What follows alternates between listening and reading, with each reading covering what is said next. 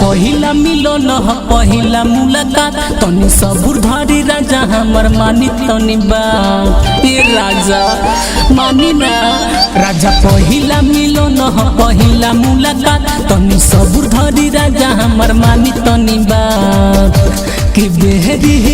बेहरी गुदगुदावे लकमरिया आई हो राजा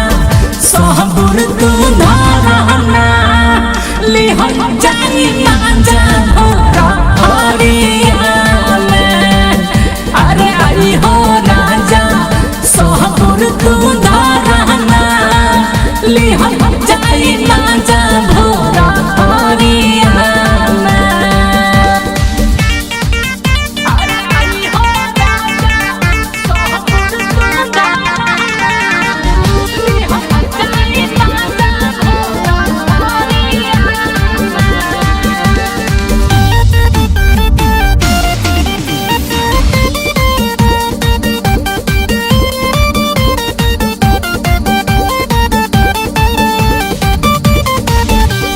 खते हसा झतू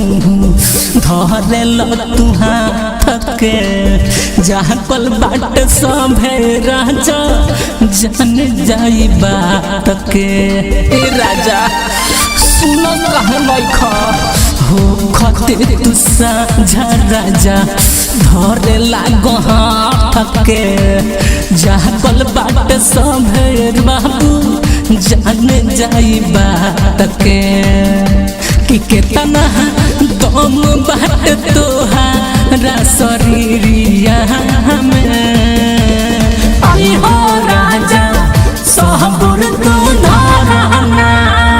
ले हो जानी मांजा भोरा हरिया में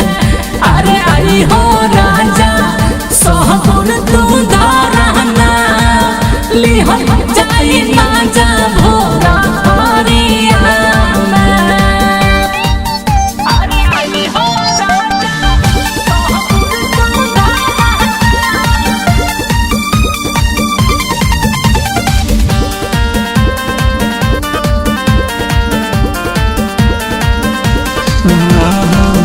रात चाहे दिन होखे रहलरिया आइल ओही खातिर आगा पीछा रह घुरिया आइल ए राजा रात चाहे दिन होखे रहलरिया आइल आगे पीछे हमारा हर पल हेल घुरिया आइल हो अक्षे शिव दग लगवल मोर पियरिया में आई हो राजा सबुर तू धरना ले हो जानी मांजा भोरा हरिया में अरे आई हो राजा सबुर तू धरना